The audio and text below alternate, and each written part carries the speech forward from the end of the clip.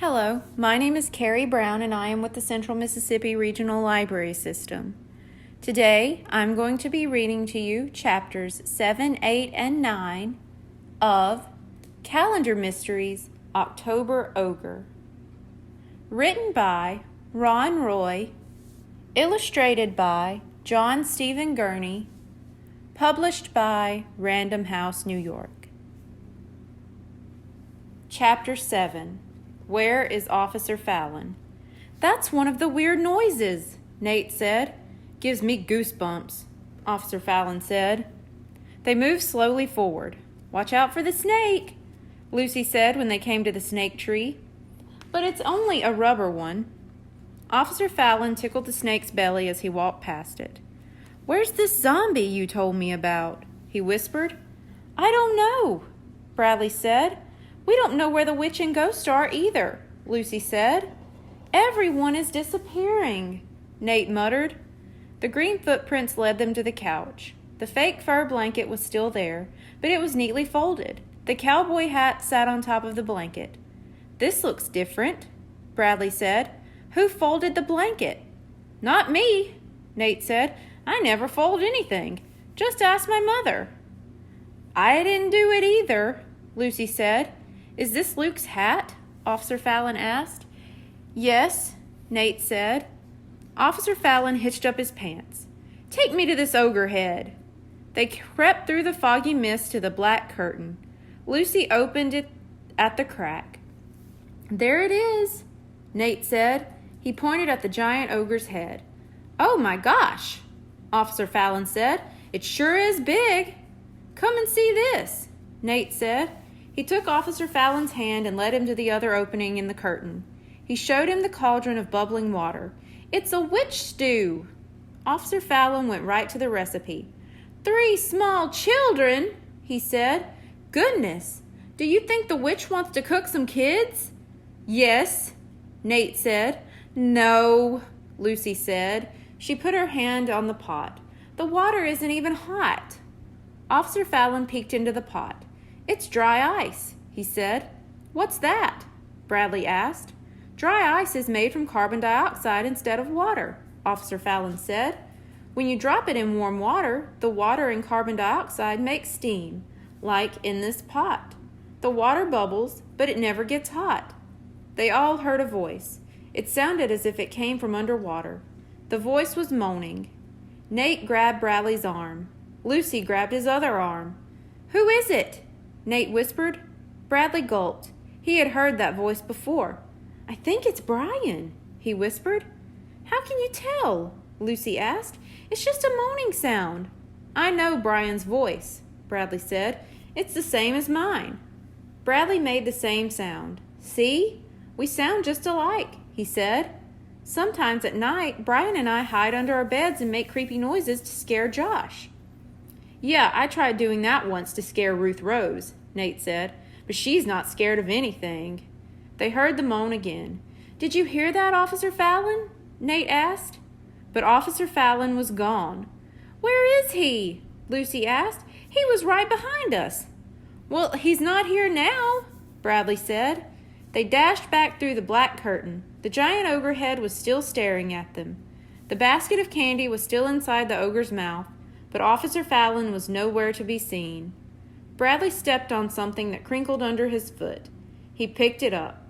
It's a candy wrapper, he said. Here's another one, Nate said, grabbing a wrapper off the floor.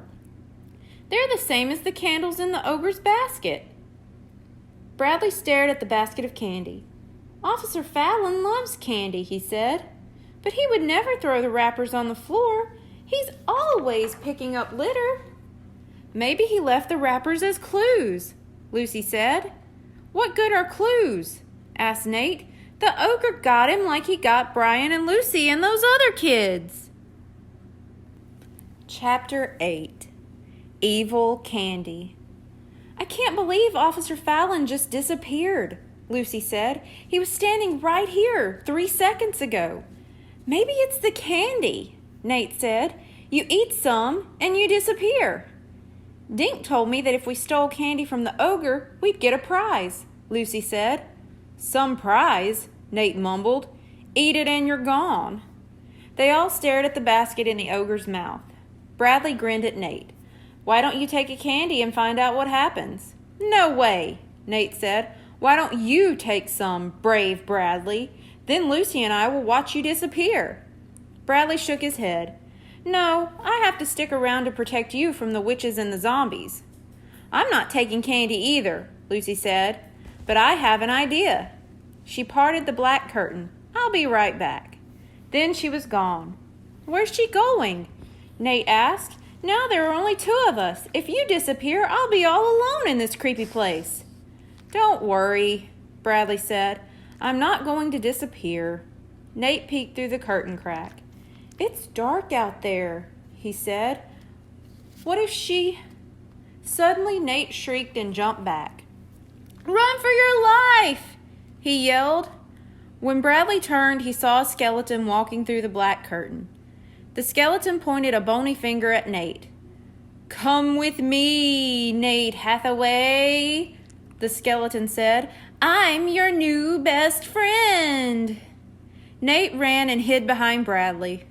Bradley laughed. "Okay, come on out, Lucy," he said. "We know it's you." Lucy stepped out from behind the skeleton and laid it on the floor.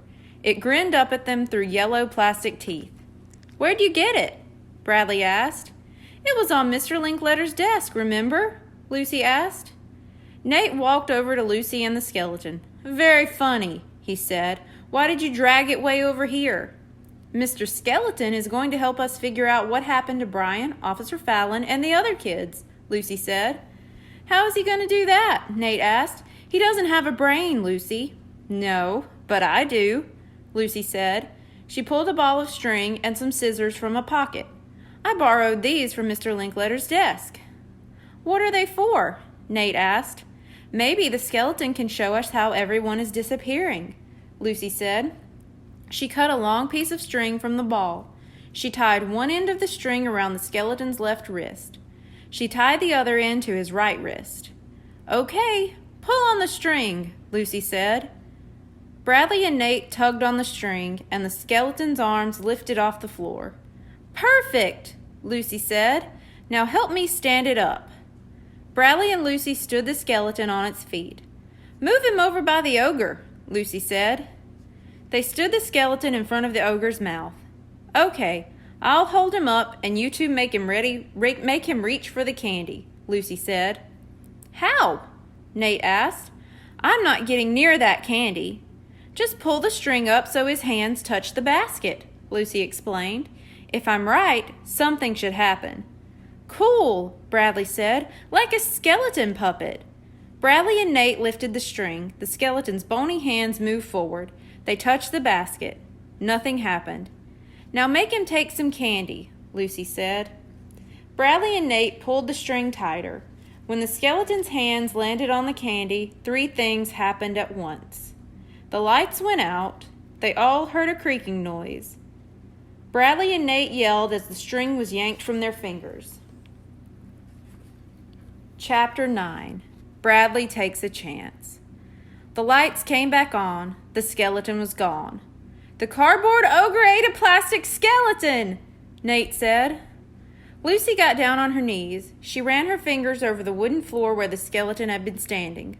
"Look, there are cracks here," she said. Bradley dropped to his knees too.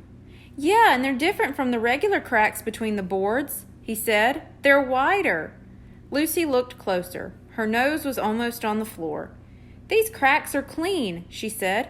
"There's no dust or dirt in them." Bradley traced the cracks with his fingers. "They make a big square," he said, sitting up. "Guys, I think this is a trap door." Nate stepped back. "I'll bet they all fell into a dungeon or something," he said. "Dungeons are filled with rats and spiders." Bradley pulled something from one of the cracks. "What's this?" he asked. What he held was thin, yellow, and curly. Lucy took the object from Bradley's fingers. "It's a hair," she said. "My dolls have hair just like this." Nate bent down for a look. "I think it's from Miss Piggy," he said. All 3 kids stared at the floor. "Miss Piggy is in the dungeon!" Nate cried. "This hair must have gotten caught when she fell through the trap door." Just then they heard a laugh. It came from under the floor. "That's Brian," Bradley said. "I'd know his laugh anywhere." "Why is he laughing?" Lucy asked. "Maybe the rats are tickling him with their little feet," Nate said. Bradley looked down at his own feet. In his mind, he could see Brian reaching for that candy basket. He thought about Officer Fallon doing the same thing. He remembered the skeleton's fingers on the candy just before the lights went out. Bradley jumped to his feet. He reached for the ogre's mouth. His hand shot past the cardboard teeth, and he grabbed a handful of candy. Suddenly, the lights went out. The trap door under their feet creaked, then opened wide. Bradley, Lucy, and Nate slid down a slippery chute. They landed on something soft. Bradley could feel Nate's arms wrapped around him in the pitch darkness. "We're in the dungeon!" Nate yelled in Bradley's ear. "Now do you believe me?" Bradley sat up. "Nate, we landed on a bed," he said. "Do dungeons have fluffy pillows and soft mattresses?" "And I smell cookies and lemonade," Lucy added. The lights came on. The plastic skeleton was hanging on the wall, grinning. About 50 kids were standing around the bed, pointing and laughing. "You finally got here," Luke Sanders said. "Did you find my hat?" "Yeah, we found it," Bradley said. "Why'd you leave it there?" "It fell off when I came down the chute," Luke said. "Hey, bro, what's up?" Brian said. He had taken off a salad bowl. He was grinning. "What's going on, Brian?" Bradley asked. "We were really scared when we couldn't find you." "Sorry," Brian said. "I just tried to get some candy and I ended up down here." Someone in an ogre mask walked over to the bed. He pulled off the rubber mask. Underneath it was Officer Fallon's smiling face. "Welcome to the party," he said. "All your friends are here." Bradley looked around. He saw Miss Piggy, he saw the witch, the ghost, and the zombie. They had removed their costumes too. The witch turned out to be their teacher, Miss Terry. The ghost was Ellie, who owned the diner. And the zombie was their friend, Mr. Linkletter. They all waved at the kids. "We wanted you kids to follow the green footprints," Officer Fallon said. "They led right up to the ogre's head and the candy. When you touched the candy, a special trigger opened the trap door." "So you knew the whole time?" Lucy asked. "Yep, everyone in town knew except the kids," Officer Fallon said. "Were you surprised?" "Totally," Bradley said. "This is awesome," Lucy said. "I wasn't surprised," Nate said, puffing up his chest. "I knew it was fake." Bradley bopped Nate with a pillow. "You did not! You were scared all along." Ellie walked over with a plate of cupcakes. They had orange frosting and looked like small pumpkins. Nate grabbed one. "Do you still hate Halloween?" Bradley asked his friend. Nate's mouth was full, but he managed to say, "Nope." "Thank you. Goodbye."